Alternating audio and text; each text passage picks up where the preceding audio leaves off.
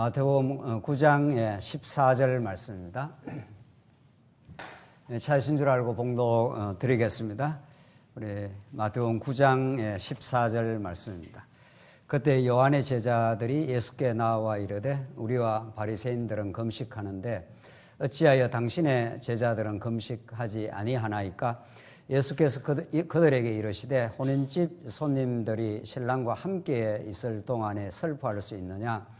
그러나 신랑을 빼앗길 날이 이르리니 그때에는 금식할 것이니라. 생배 조각을 낡은 옷에 붙이는 자가 없나니 이는 기운 것이 그 옷을 당기어 헤어짐이 더하게 되며 새 포도주를 낡은 가죽 부대에 넣지 아니하나니 그렇게 하면 부대가 터져 포도주도 쏟아지고 부대도 버리게 됨이라. 새 포도주는 새 부대에 넣어야 둘이 다 보존되느니라. 17절까지 우선 봉독드렸습니다. 우리는 지금 마태복음에 개진되는 세상이 알지 못했던 하나님 나라 왕으로서 구약의 언약대로 오신 예수 그리스도의 자기 계시, 자기 증거의 말씀을 우리가 확인하고 있습니다. 이 마태복음의 말씀은 세상 어떤 철학자, 어떤 사상가, 어떤 존재가 이 마태복음에 계징되는 하나님 나라를 꿈꿀 수가 없고 오직 만세전에 하나님의 언약의 대상이신 예수 그리스도 안에서만 이루어지는 하나님 나라 실현의 모습을 우리가 마태복음을 통해서 확인하고 있습니다. 이 하나님 나라 성취 사건을 통해서 구약에 언약하신 여호와 하나님이 참으로 살아계시고 그가 예수 그리스도로 당신의 살아계심을 입증하셨다, 이런 뜻입니다. 여호와 하나님과 그리스도는 동격입니다. 사실은 조금도 이게 뭐 수단과 목적 관계가 아니라 살아계신 여호와 하나님이 예수 그리스도의 방식으로 이 성경이 내게 대하여 증거하는 것이라 이렇게 예수님이 말씀하셨기 때문에 그 언약에 신실하신 여호와의 이름은 언제나 예수를 통해서 확정이 되는 거죠. 오늘 우리 마태복음은 그런 특별히 우리가 몇 주 전까지 확인했던 산상수훈이라고 하는 말씀은 가장 오해된 말씀 중에 하나인 거죠. 이건 오해 정도가 아니라 복음을 완전히 뒤집어 엎는 정말 복음이 주시는 우리의 자유, 복음이 우리에게 주는 그 하나님 나라의 기쁨, 이것을 누리지 못하고 우리가 자꾸 예수님이 하신 말씀을 지켜야 한다. 금식도 해야 되고 구제도 해야 되고 우리가 기도도 해야 되고 자꾸 예수님이 하신 말씀을 예수 그리스도 사건으로 해석을 하지 못하게 될 때 우리는 사실 엄청난 부담을 가지게 되고 교회 생활이 무거워집니다. 우리는 산상수훈을 지나 우리 8장부터 이제는 예수님이 표적이라고 하는 행위를 통해서 당신이 하나님 나라의 실체이다. 산상수훈에서 말씀하신 것을 행위로 표적적 사건으로 보여주신 거죠. 그래서 문둥병도 고치시고 열병도 고치시고 중풍병자도 고치는 그런 사건을 데몬스트레이션 하는 겁니다. 이렇게 당신의 우리가 데모한다 하는 건 자기 의사를 이렇게 막 표시하는 거 아닙니까? 우리가 데모를 한다 하는 거는 예수님이 당신의 메시아, 하나님 나라의 실체, 권세로 오신 것을 중풍병자를 적석에서 고치고 열병도 고치고 문둥병자를 적석에서 낫게 함으로 당신의 그 하나님 나라 권세를 이렇게 데몬스트레이션 하는 거죠. 막 시위를 하시는 겁니다. 내가 진짜 하나님 나라 이 땅에 이루러 왔어, 이런 거죠. 그런 예수님 당대의 사건은 다 영적인 의미를 갖고 있는 거죠. 예수님이 문둥병자를 고쳤다. 그건 메시아의 확정이고 하나님 나라가 이 땅에 도래했다는 건데 그것은 영적으로 말하면 영적으로 죽었던 우리 인생들, 문둥병 같은 우리 인생들을 하나님께서 깨끗하게 낫게 하시고 그분의 은혜 속에 우리가 신앙생활을 할 수 있도록 그렇게 인도해 가신다. 이런 9장 내용을 넘어 이제 9장 쭉 지금 과정에 그런 제사직도 보여주시고 왕권도 보여주시고 바람과 바다를 꾸짖어 가지고 내가 만물을 다 통치하는 귀신도 내가 마음대로 억어하는 대지대에 들어가라 하면 들어가는 거죠. 그런 것들을 보여주신 다음에 우리 9장부터는 죄에 대한 문제입니다. 중풍병자에게 네 중풍병자 일어나 걸어가라 이렇게 하면 쉬운 이야기인데 예수님은 그렇게 안 하시고 내 죄 사함을 받았느니라. 그리고 예수님께서 마태의 집에 들어가가지고 일부러 세리집에 들어가는 거죠. 이게 예수님이 만들어 주시는 당신이 죄를 사하는 권세, 제사지를 가지고 있는 권세를 가르쳐 주기 위해서 세팅을 그렇게 하신다고 그랬죠. 예수님의 계시 드라마입니다, 이게.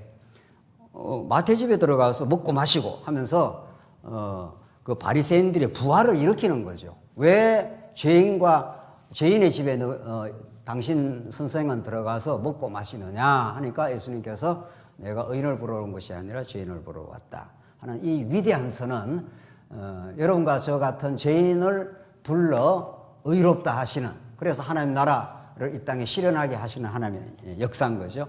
오늘 내용은 자꾸 이렇게 에피소드가 전개되면서 한 사건 에피소드라는 게 한 사건의 단위입니다. 전개되면서 다른 이야기를 자꾸 하는 것 같단 말이죠. 전혀 그렇지 않다는 거죠. 중풍병자에게 죄사함을 받게 한다 이렇게 하신 것이나, 마태 세리집에 가서 내가 의인을 부르러 온 것이 아니라 죄인을 부르러 왔다 하는 그 내용 다음에 오늘 금식이 붙어 있지 않습니까? 참 이게 성경이 쉽고도 어렵다는 거죠. 내가 죄인을 부르러 왔고 내가 죄사함을 너에게 허락하노라 이렇게 해서 중풍병자에게 병을 고치는 것은 한 방편 수단이고 목적은 딴 데 있는 거죠. 그렇죠? 예수님은 의사가 아니라 그랬지 않습니까? 우리 질병을 고치는 의사 같으면 아직 질병이 안 생기게 만들어 버리면 됩니다. 그래 예수님은 그렇게 하는 게 목적이 아니고, 우리는 다 살다가 병 걸리고 좀 심각한 병에 걸릴 수도 있고 뭐 그냥 조금 아프다 죽을 수도 있는 겁니다. 예수님의 목적은 그게 아닌 거죠. 죄 사함의 권세, 내가 의인을 부르러 온 것이나 죄인을 불러서 내가 천국으로 넣어주겠다 이런 거죠. 오늘 금식이 이제 이어진 거죠. 그러니까 이게 무슨 흐름이 없는 것 같고 단편적인 이야기를 하는 것 같지만 전혀 그렇지 않다는 거죠. 오늘 보십시다. 그때 요한의 제자들이 14절 예수께 나와 이르되 우리와 바리새인들은 금식하는데 어찌하여 당신의 제자들은 금식하지 아니하나이까. 이게 아직도 옛 언약의 구섭, 옛 언약의 전통에 매여 있는 요한의 제자. 요한 제자라면은 세례 요한의 제자는 그래도 예수님을 알만하기도 한데 이제 세례 요한은 이미 죽었습니다. 목배임을 당하고 세례 요한은 정말 구약의 마지막 선지자로서 그가 예수 그리스도를 지칭을 하고 있지 않습니까? 내 뒤에 오시는 이는 하면서 나는 그의 신들매도 풀 자격이 없는 존재다. 내가 구약의 마지막 선지자로서 큰 선지자이긴 하지만 내 뒤에 오시는 참 선지자는 구약의 선지자들이 촛불이라면 예수님의 태양빛과 같은 거라는 거죠. 태양빛이 등장하면은 촛불은 다 그 기능을 상실하게 되는 거죠. 그러니까 구약의 모든 내용들은 예수께 빨려 들어가고 예수님이 하시는 일을 보여주는 모형으로만 기능을 할 뿐이라는 거죠.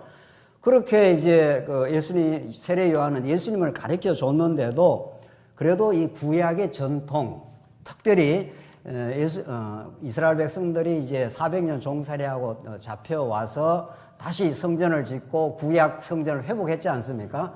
그러고 나서 조금 시간이 지나서 말라기 선지자가 마지막 선지자로 오고 나서 400년 동안 캄캄한 세월을 지납니다. 이걸 하나님이 이렇게 하셨다는 거죠. 뭐 예수님이 이 400년 중간기라고 하는데 이게 이제 흑암의 시대입니다. 이게 마지막 말라기가 등장해서 말라기가 마지막 이제 예언을 했지 않습니까? 그리고 400년이라는 건 정말 이게 엄청난 세월이죠. 우리가 애굽의 400년, 이게 다 의미가 있는 성경의 말씀인데, 이렇게 400년 동안 선지자를 보내지 않기 때문에 구약에 하나님께서 아브라함에게 하나님 나라, 모형적인 하나님 나라를 약속하시고 모세에게 이 나라를 이렇게 다스려 가라 하는 것이 우리가 모세 언약이고 모세 율법인 거죠. 우리가 지금 계속해서 레위기라든가 민수기에서 하나님께서 유출병자는 이렇게 하고 문둥병자는 제사장에 가서 이렇게 처방을 받으라. 이게 그 나라를 거룩한 나라로 만들어 가시는 하나님의 통치 방법입니다.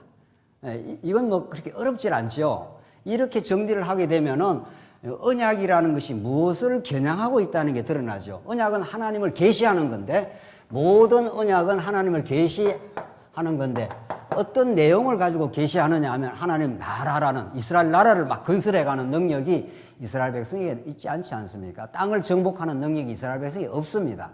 다 벌벌 떨었지 않습니까? 12지파를 보내놨더니만 여호수아와 갈렙 외에는 다 막 죽는다고 전부 난리가 났습니다. 이 모세야 우리를 죽일 데가 없어 얘 데리고 왔냐. 그러니까 이스라엘 백성의 능력으로는 땅을 정복할 수 없는 거죠.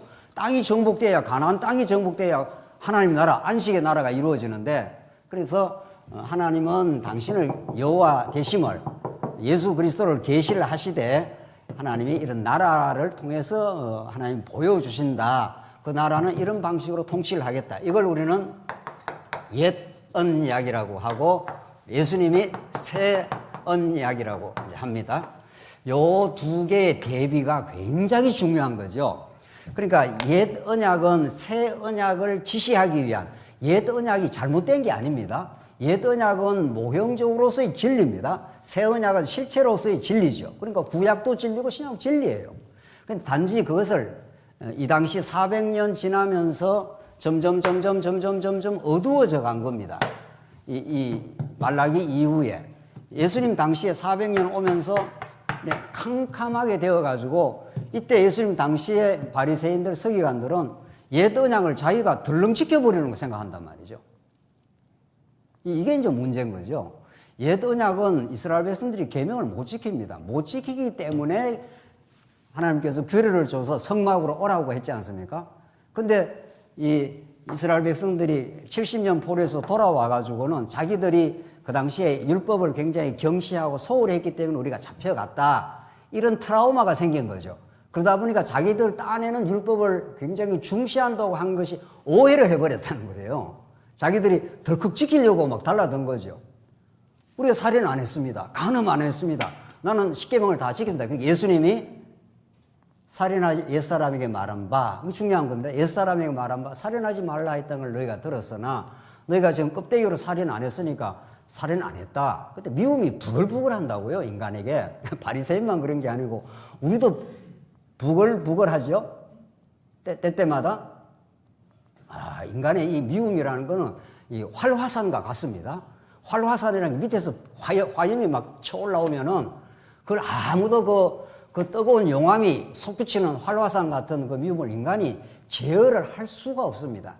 내가 의롭고 내 판단이 옳은데 나를 왜 인정을 안 해줘? 이런 거죠. 전부 자기 의에 기초합니다. 여기에 미움과 우리는 우리 자신을 주체를 못합니다. 그래서 이 살인하지 말라 했다는 걸 너희가 들었으나 형제를 보고 라가라 해도, 욕만 해도, 라가는 욕의 하나의 표현입니다. 욕만 해도 이미 어떻게 해요? 살인하였느니라. 살인한 죄인이니까 마땅히 죄값을 지고 지옥 가야 된다. 이런 뜻입니다. 옛사람이 말한 바 간음하지 말라 했던 걸 너희가 들었으나 남자가 여자를 보고 뭐만 품으면 마음에 음욕만 품어도 이미 간음하였느니라. 이걸 누가 피해 나갑니까? 누가 피해 나가냐? 그래서 너희들 율법을 지킨다고, 자꾸 율법을 지킨다고 예수님 앞에서 우리가 금식도 꼬박꼬박하고 11조도 지키고 안식일도 지키고, 이게 예수님 눈에는 빗나가도 너무도 빗나간, 예수님이 메시아로 왔을 때는 그 메시아 앞에서 그 죄인이 폭로가 되고, 하나님 우리는 어찌할 수 없는 죄인이었습니다. 당신의 은혜가 필요합니다. 이렇게 예수께로 와야 되는데, 죄인들을 찾아오시 예수께로 와야 되는, 그렇게 안 했다는 거죠. 자, 그래서 우리와 바리새인들은 금식하는데 어찌하여 당신의 제자들은 금식하지 아니하나이까? 반드시 이 율법주의, 이 빗나간 율법주의, 옛 언약을 잘못 오해한 사람들은 나와 타자를 구분을 합니다. 나와 타자를 구분합니다. 우리 오전에도 우리 말씀을 나눴지 않습니까? 하나님께서 이스라엘 백성 12지파에게 하나님께 봉헌 예물이 똑같았다는 거죠. 왜 그렇게 똑같이 했냐고요. 똑같은 죄인이니까. 똑같은 죄인이지만 하나님의 은혜로, 언약으로 그들이 하나님의 백성 그저 된다는 겁니다. 거기에 아무런 차별이 없다는 거예요. 거기에 이방인이든 유대인이든 아무 차별이 없다는 겁니다. 하나님의 그 무한하고 영원한 사랑에 무슨 차별을 하겠냐고요. 자, 지금 오늘 본문은 우리와 바리새인들, 그 세례 요한은 이제 바리새인과 한 편이 딱 됐어요. 세례 요한은 예수님을 지시하는 사람인데도 세례 요한이 죽고 나니까 이 세례 요한이 지금 진리를 모르는 겁니다. 착각을 합니다. 우리가 이렇게 열심히 하고 있다. 그러니까 금식은 옛 언약의 한 조항이었습니다. 대속죄일 날 금식을 하라. 왜? 너 자신을 괴롭히라. 음식이라는 게 단순 밥을 안 먹는 게 아니라 밥을 안 먹으면 우리 어떻게 되죠? 우리 사람이 밥 안 먹는 것처럼 괴로운 게 없습니다. 예. 그 괴로움을 온몸으로 경험하라 이런 뜻입니다. 왜? 죄 때문에 이런 거죠. 그걸 구약적 표현이었습니다. 죄를 지으면 우리가 마음이 괴롭고 슬퍼한다는 걸 금식이라는 방편을 통해서 경험을 시키는 겁니다. 자꾸 너희들은. 그러니까 그 말은 금식을 통해서 우리는 불가피한 하나님 앞에 죄인이었습니다. 이걸 깨달으라는 거죠.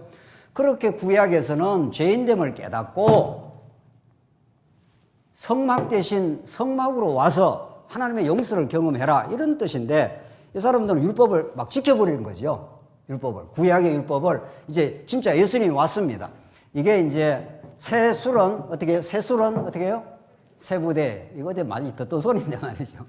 정치인들이 무슨 새로운 무슨 뭐 민주자유당인지 무슨 당인지 만들면 새술은 세부대에 담아야 된다고 이 민주 이념을 우리 정당이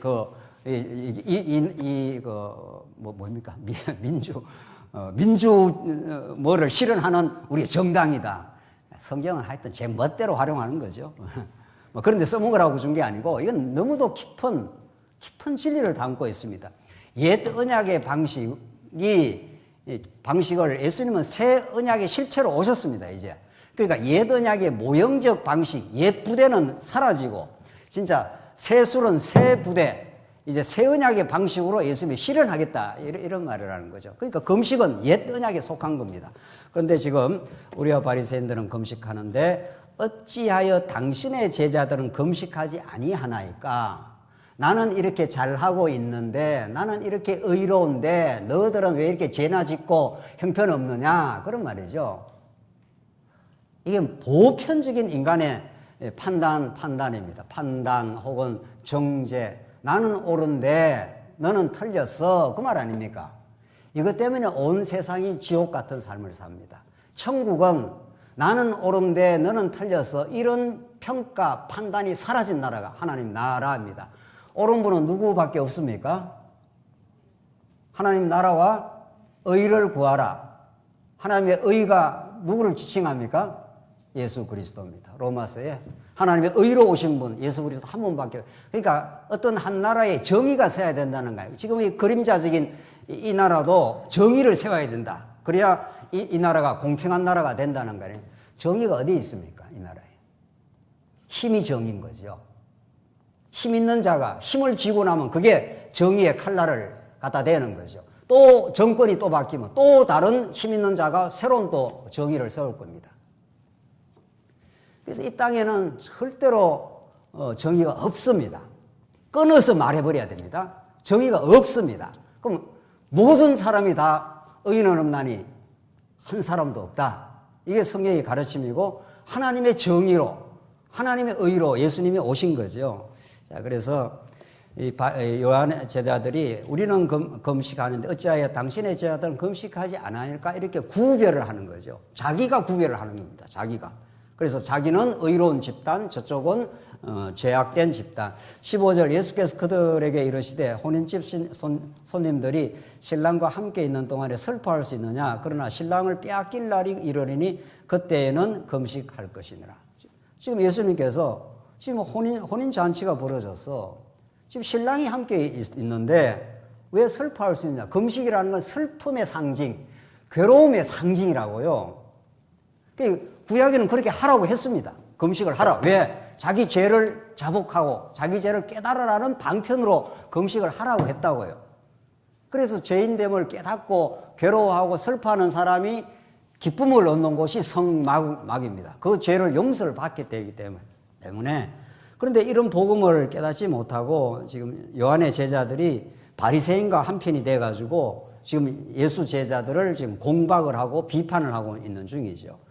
자, 그렇다면 우리 금식이라는 것이 도대체 구약에서 어떻게 사용되어 왔고 어떻게 곡해되어 왔는가를 한번 잠깐 살펴봐야 이 의미가 더 두드러지게 드러납니다. 스가랴서로 가십시다. 스가랴, 구약의 스가랴서 7장 1절입니다. 스가랴 7장 1절 우리 앞에 바로 보셔도 됩니다. 스가랴 7장 1절 읽겠습니다. 다리오 왕 제4년 9째 달 곧 기슬레월 4일에 여호와의 말씀이 스가랴에게 임하니라. 그때 베델 사람이 사레셀과 레겜 멜렉과 그의 부하들을 보내어 여호와께 은혜를 구하고 만군의 여호와의 전에 있는 제사장들과 선지자들에게 물어 이르되 내가 여러 해 동안 행한 5월 중에 울며 근신하리까 만군의 여호와의 말씀이 내게 임하여 이르시되 온 땅의 백성과 제사장들에게 이르라. 너희가 70년 동안 다섯째 달과 일곱째 달에 금식하고 애통하였거니와 나오죠. 이게 70년 동안 거기에 가 있으면서 금식하고 애통입니다. 금식하면 괴로운 거죠. 애통, 슬퍼하는 거죠. 우리 처음에도 말했죠. 금식이라는 건 자기 죄에 대해서 괴로워하고 애통하는 겁니다. 그 금식이 나를 위하여 한 것이냐. 너희가 먹고 마실 때 그것은 너희를 위하여 먹고 너희를 위하여 마시는 것이 아니냐. 이게 이미 금식이 변질이 되어버린 겁니다. 구약에서 금식은 자기 죄를 애통하고 자기를 돌아보고 그렇게 해서 성막으로 가지 않으면 안 되는 하나님의 구약의 한 방편이었는데 그게 대속죄일에 한 거 아닙니까? 그런데 이스라엘 백성들이 나를 위해서 예수님을 하나님을 위해서 한 거냐 말이죠. 너희가 먹고 마실 때 그것은 너희를 위하여 먹고 너희를 위하여 마신 것이 아니냐. 다 너들 중심으로 한 거 아니야. 껍데기로 한 거 아니냐. 금식을 진짜 제대로 한 금식이 아니다. 그걸 지금 스가랴 선지자가 지금 말하고 있는 거죠. 8절로 한번 가보십시오. 여호와의 말씀이 스가랴에 임하여 이르시되 만군의 여호와 이같이 말하여 이르시기를 너희는 진실한 재판을 행하며 서로 인애와 긍휼을 베풀며 금식을 통해서 진짜 하나님이 죄를 돌아보게 하시고 죄를 용서하시는 하나님의 인애와 긍휼을 결국은 깨닫게 하려고 진짜 구약적 금식도 주신 건데 너희들은 하나님을 위해서 하는 게 아니고 다 자기 중심적으로 했다. 지금 그런 말입니다. 한 군데만 더 보십시다. 한 군데만 더. 스가랴 8장, 7장 넘어서 8장 18절입니다. 만군의 여호와 하나님이 내게 임하여 이르시되 만군의 여호와가 이같이 말하노라. 넷째 달의 금식과 다섯째 달의 금식과 일곱째 달의 금식과 열째 달의 금식이 변하여 이제 4번 금식이 나오는데 변하여 유다 족속에게 기쁨과 즐거움과 희락의 절기들이 되리니 오직 너희는 진리와 화평을 사랑할지니라. 이렇게 돼 있어요. 스가랴가 이제 장차 곧 이제 오실 예수님을 바라보면서 너희들이 금식을 구약에는 다 명령을 했어.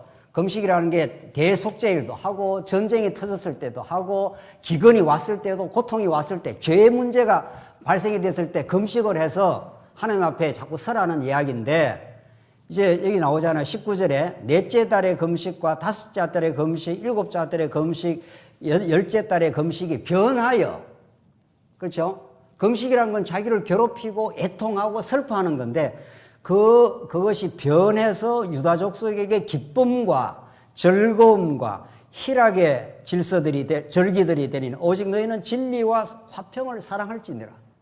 기쁨의 진리와 화평의 날이 반드시 오게 된다. 그 말이 무슨 말입니까? 금식이라는 건 단순히 밥 안 먹고 괴로워하는 것으로 끝나는 게 아니라 이 금식을 통해서 자기 죄를 고백을 하고 깨닫고 이제 예수 앞에서 구약에는 성막으로 가게 되면 하나님의 용서를 경험하고 하나님께 은혜를 경험하는 진리와 화평의 날이 오게 된다. 이 구약에도 그러하고 진짜 이 금식의 날이 오고야 만다. 이런 거죠. 스가랴가 이제 장차 오실 메시아의 금식을 내다보는 거죠. 예수님 십자가 위에서 하나도 먹지 않았습니다.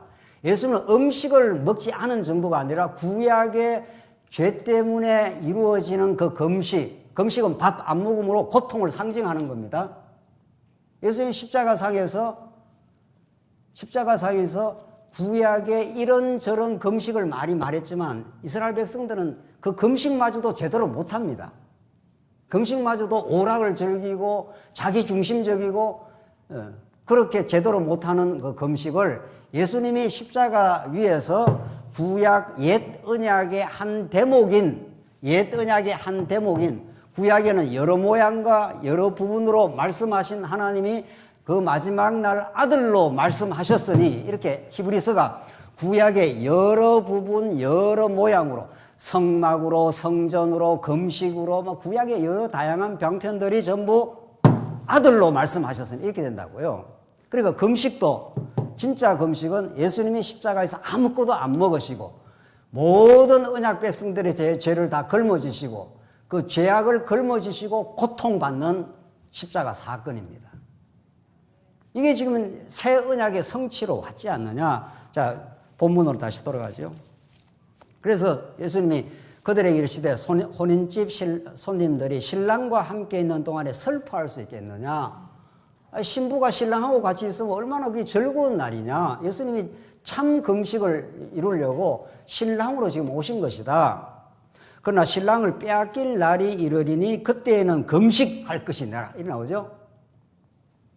진짜 이제 금식할 때가 있다. 신랑을 빼앗기는, 예수님이 오셔서 구약의 하나님 여호와가 남편으로 그렇게 비유되지 않습니까? 예수님이 그래서 신랑으로 오신 겁니다.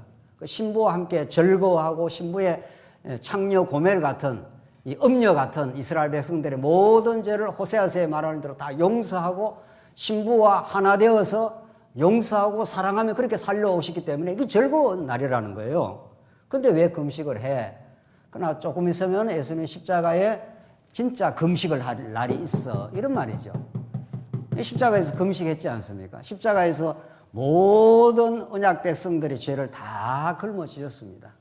그래서 우리 여러분과 저가 치러야 될 죄의 그 형벌과 그 죽음, 지옥의 경험을 예수님이 십자가에서 완전히 치러버린 거죠. 금식하신 거죠. 그래서 우리의 모든 죄악을 흉악의 결박을 풀어줬다. 이런 거죠. 그래서 16절에 생배조각을 낡은 옷에 붙이는 자가 없나니 이는 기운 것이 그 옷을 당겨 헤어짐이 더하게 되니라. 생배조각 이렇게 새 그 천을 낡은 옷에 붙이면은 낡은 옷이 이렇게 떨어져 버리지 않겠느냐 이런 말이죠. 이건 낡은 옷입니다. 이게 진리가 아니다 이런 뜻이 아니라 진리의 말씀인데, 구약도 다 진리의 말씀인데 그 형식이 모형적이고 그림자적이기 때문에 구약의 금식을 하라 한 것은 장차 오실 참 금식의 주체자 예수 그리스도를 바라보라 이 말인데, 예수님 당시에 지금 예수님이 오셨는데, 예수님이 지금 십자가 금식을 하러 지금 오셨는데 자기들이 금식을 한다는 거 아니에요? 왜 너희들은 금식 안 해? 우리는 이렇게 금식을 하는데, 우리는 이렇게 율법을 지키고 있는데, 이런 말이죠. 그래서 예수님께서 너희들 지금 오해했어. 새 포도주를 낡은 가죽부대에 넣지 아니하나니, 낡은 가죽부대, 옛 언약의 방식으로 예수님이 성취하지 않아. 낡은 가죽부대가 아니라 이제 새 가죽부대, 예수님이 새로운 형식으로 왔어. 이런 뜻입니다.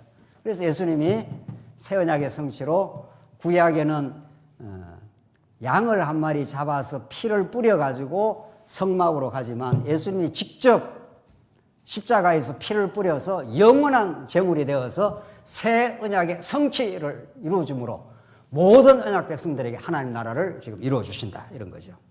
그래서 새 포도주는 새 부대에 넣어야 둘이 다 보존되느니라. 지금 새로운 시대가 왔어. 새로운 창조 하나님의 나라가 이 땅에 왔는데 너희들은 지금 율법 지켜서 되겠어? 지금 율법 지킨다고 지금 그러는 거 아니에요? 그래서 예수님께서 지금 옛 언약의 방식을 철폐하고, 옛 언약이 잘못되어서 옛 언약이 철폐가 되는 게, 옛 언약의 형식은 개혁할 때까지, 히브리서의 말씀대로 개혁할 때까지 하나님께서 그런 방식을 주셨지만, 이제 예수님 오시면은 금식도 성취하고 구제도 성취하고 기도도 성취하고, 지금 앞에서 나오는 모든 게 예수님이 성취합니다. 보십시오. 기도 안 하는 사람이 없다니까요. 예수 믿는 사람만 기도하는 게 아닙니다. 불교에도 유교에도 저기 네팔의 히말리아 산 꼭대기에 가도 전부 기도하지 않아요? 그건 성경이 말하는 기도가 아니에요. 자기 욕망을 이루어 달라고 알지도 못하는 신에다가 지금 구하는 거지. 그건 기도가 아니에요. 그 주문이고 자기 욕망을 이루어 달라는 거지. 예수님 많이 기도를 하십니다. 내 뜻대로 마옵시고 어떻게 해요? 아버지 뜻대로 하시옵소서.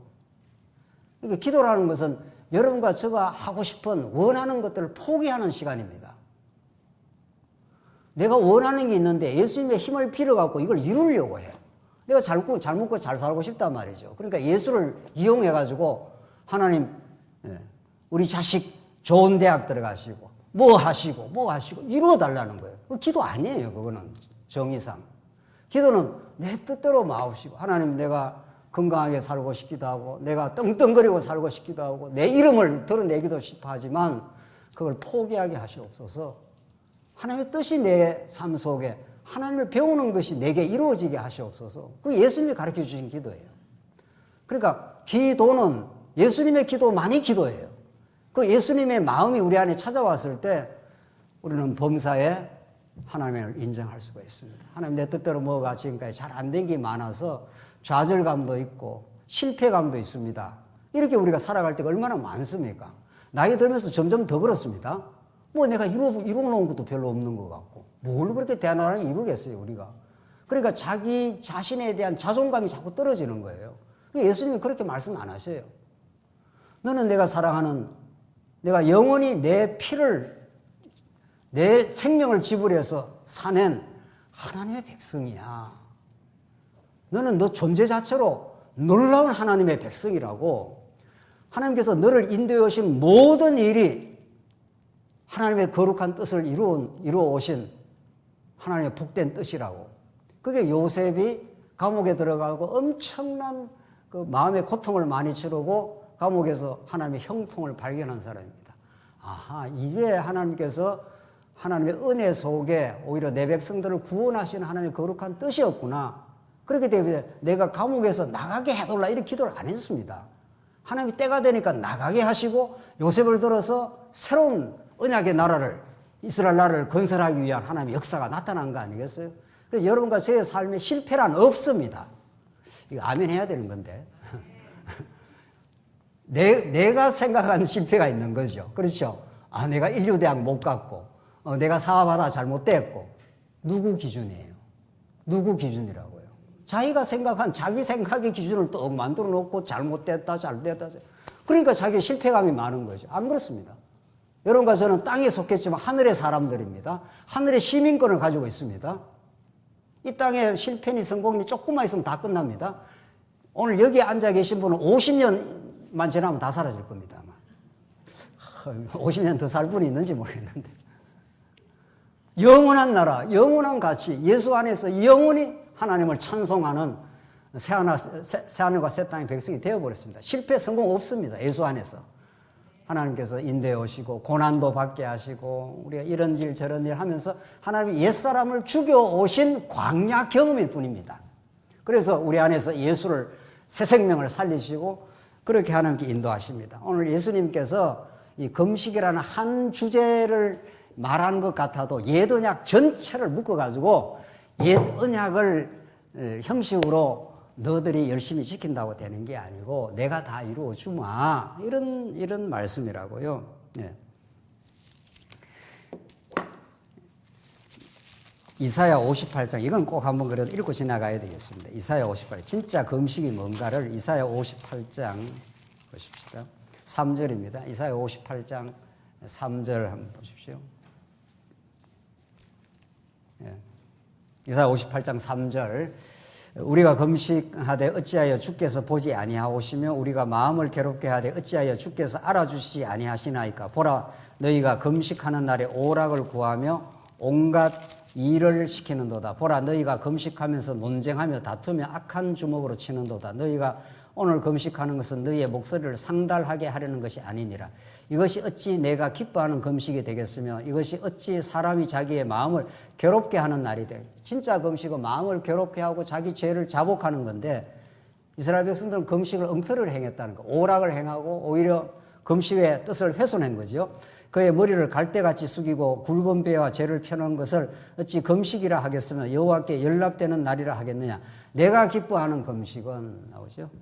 6절. 내가 기뻐하는 금식은 흉악의 결박을 풀어주며 멍에의 줄을 끌어주며 압제당하는 자를 자유하게 하며 모든 멍에를 꺾는 것이 아니겠네요. 이게 내가 기뻐하는 금식은 흉악의 결박을 풀어주고 자유를 준다는 거예요. 이게 누가 하시는 일입니까 도대체? 이게 누가 하시는 일이냐고요. 예수님 오셔서 여러분과 저를 묶고 있는 죄악의 결박들, 세속적 가시관들을 확 풀어 제끼고 우리에게 자유를 선언하는, 그래서 하나님의 우리는 백성이 되었습니다. 이걸 하나님께서 참 금식, 예수의 십자가 금식을 통해서 새 수론 새 부대에 이제는 새 언약의 성취로 우리가 알지 못했던 하나님 나라의 그 자유를 여러분과 제가 느끼게 되는 거죠. 그래서 여러분과 저는 세속적인 가치 판단을 받을 이유가 없는 사람들입니다. 누가 여러분과 저를 너가 잘났어 못났어 할 수 있는, 그러니까 사단은 우리에게 끊임없이 참소를 하지 않습니까? 너 죄인 아니야. 너 못난 인간 아니야. 너희들끼리나 이야기해. 나는 하나님의 자녀가 되어버렸다. 이게 성경이 가르치는 하나님 나라 원리 속에, 통치 속에 들어온 분입니다.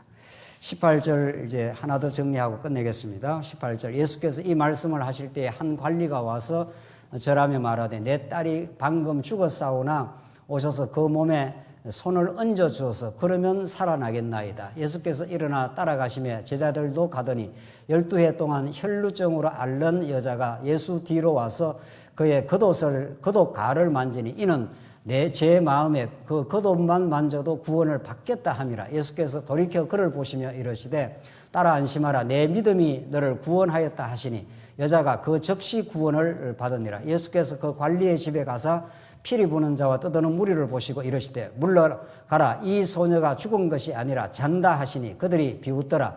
무리를 내보낸 후에 예수께서 들어가사 소녀의 손을 잡으시며 일어나는지라. 그 소문이 그 온 땅에 퍼지더라. 자, 죽은 자를 살리는 한 그 표적과 혈루증을 앓는 여자가 예수님의 겉옷가를 만지니 그 즉시 나아버리는 두 사건이 지금 한 스토리 속에 들어 있습니다. 그 하나님께서 왜 이 두 사건, 지금 한 관리, 이거 야이로의 이름 야이로의 그 관리인데 다른 그 병행 구절에서는, 마가복음에서는 한 관리가 와서 내 딸이 지금 방금 죽었다는 거예요. 그러니까 빨리 와서 그 몸에 손을 얹어 달라. 이건 구약에서 금한 방식입니다. 구약 민수기의 말씀을 보면은 시체를 만지게 되어 있습니까? 안 만지게 되어 있습니까? 그러면 제가 성경 본문을 다 안 찾아드려도 알고 계시는 거죠. 부정한 시체를 어떻게 하라고요? 만지지 말라. 만지면 부정하게 된다는 거예요. 시체를 접하면. 왜? 시체, 죽음이라는 건 뭐의 상징입니까? 항상 죄가 죽음을 낳죠. 그 죽음에 손을 대면은 바로 그게 죽음이 전념이 되는 겁니다. 그래서 시체를 만지지 말라. 민수기서에 그렇게 나옵니다. 그 다음 20절에 12해 동안 혈루증, 피가 막 쏟아져 나오는 거죠. 이게 유출병입니다. 유출병. 우리 레위기서, 우리 요것만 한번 찾아보시죠. 레위기 15장 1절입니다. 레위기 15장 1절. 읽겠습니다. 12해 동안이나, 레위기, 지금 나옵니까? 레위기 15장 1절. 여호와께서 모세와 아론에게 말씀하여 이르시되, 나오죠? 이스라엘 자손에게 말하여 이르라. 누구든지 그의 몸에 유출병이 있으면 그 유출병으로 말미암아 부정한 자라. 피가 막 쏟아져 나오면, 몸에서 나오면 그게 부정한 거라는 거예요. 그의 유출병으로 말미암아 부정함이 이러하니 곧 그의 몸에서 나오든지 그의 몸에서 흘러나오는 것이 막혔든지 부정한 즉 유출병이 있는 자가 눕는 침상은 다 부정하고 그가 앉았던 자리도 다 부정하니 그의 침상에 접촉하는 자는 그의 옷을 빨고 물로 몸을 씻을 것이며 저녁까지 부정하리라. 유출병을 피가 막 쏟아져 나오는 건데 고름이나 피가 몸에서 막 흘러나옵니다. 혈루증입니다. 신약에서. 이게 쏟아 나오면 부정한 사람이라 그 사람과 그의 침상에 접촉만 해도 부정하게 된다는 거예요. 도대체 이게 무슨 말입니까? 시체를 접촉만 해도 부정하게, 시체와 같은 존재가 되어버린다는 거예요. 유출병자에게, 그래서 구약에 이 접촉이라는 것이 그렇게 중요합니다. 이 시체가 있다 치십시다. 시체가. 여기에 손이 접촉이 돼버리면은, 시체에 접촉이 되면은 이 죽음의 정상이 접촉한 대로 전염이 된다는, 우리 코로나가 접촉하면 코로나 걸리듯이. 유출병도 마찬가지네. 그의 침상에 접촉하는 자는 그의 옷을 빨고 물로 몸을 씻을 것이며 저녁까지 부정하리라. 그러니까 접촉하면 안 된다 이 말입니다. 한마디로 말하면 이 두 가지 사건이지만 한 사건이에요. 그렇죠? 지금 그 한 관리가 지금 자기 딸이 방금 죽었으니까 손을 얹어달라. 그러면 살아나겠다. 손을 구약식으로 하는 손을 얹으면 어떻게 되는가? 예수님이 어떻게 되는 거죠? 예수님이 부정하게 되는 거예요. 여기에 복음의 의미가 담겨 있죠. 예수님이 손을 여기 갖다 대면 구약식으로 말하면은 예수님이 부정을 타는 거죠. 유출병도 피가 흘러나오는 사람을 접촉을 하면 그 유출병의 부정이 전염이 되기 때문에 유출병과 가까이 하지 말라 이런 말입니다. 쉽게 말해서. 그런데 예수님이 하시는 일은 손을 대가지고 부정한 자에게 부정에 접촉이 되고 유출병에 접촉이 되는 거죠. 유출병자가 예수님을 만졌지 않습니까? 그러니까 이 말씀은 구약의 이런 레위스의 말씀, 구약의 민수기의 말씀을 모르면 무슨 말인지 알 수가 없는 거예요. 구약의 언약적 배경, 그걸 모르게 되면은, 그러니까 예수님이 스스로 이 죽은 시체를 만짐으로 그 모든 죄를 예수님이 전가를 받는 겁니다. 예수님이 죄인이 되는 거죠. 지금 앞에서 계속 지금 내가 의인을 부르러 온 것이 아니라 뭘 부르러 왔다고요? 죄인을 부르러 왔다. 너희들이 지금 금식을 한다고 지금 금식을 지켜서 의롭다고 착각을 하는데 내가 진짜 너희들의 죄악의 고통을 걸머지는 진짜 금식을 하러 왔다. 지금 그 말이죠.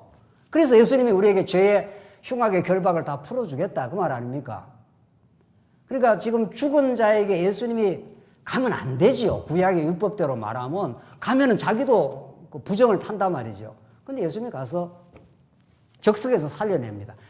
살려내는 방식이 그 죄를 전부 뒤집어 쓰는 방식이죠. 죄가 전가가 되는 방식이죠. 유출병도 마찬가지죠.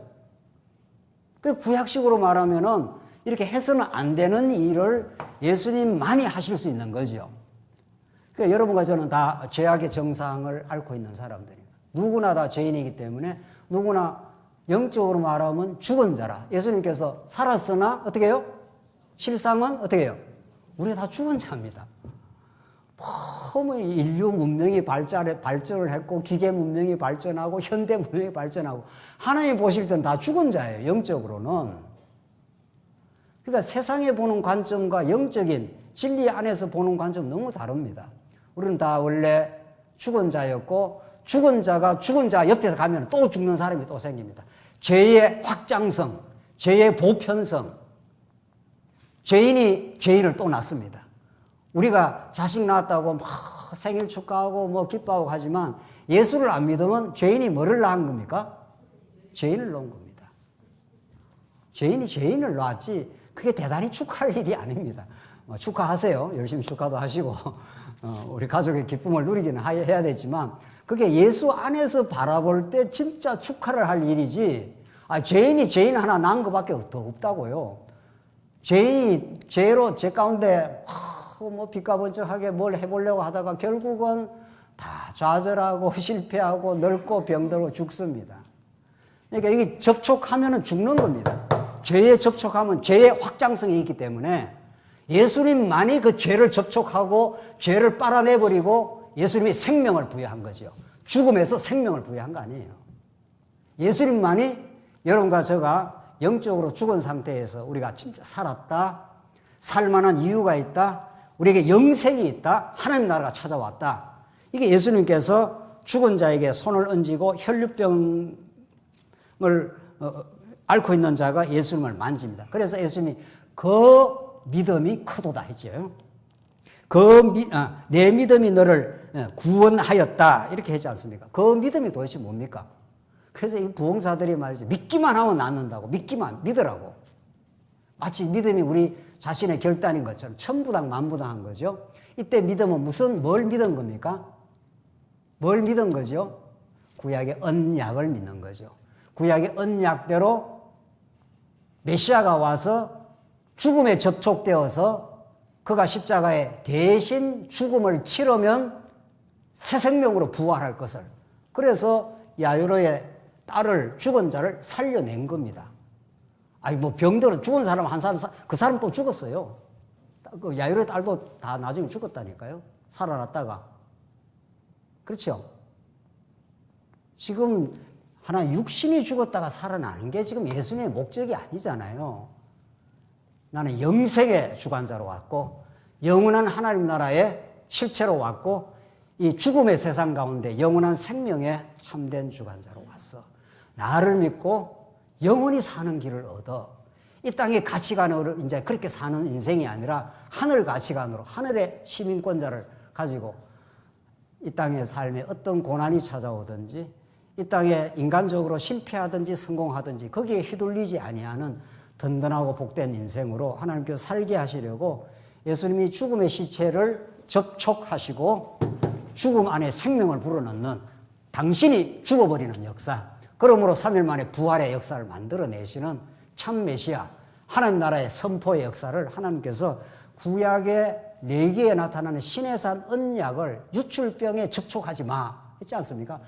접촉하는 대로 너희들이 다 부정하게 돼. 죄의 전념이 돼. 그 죄의 전념에 걸려있지 않는 인생이 없습니다.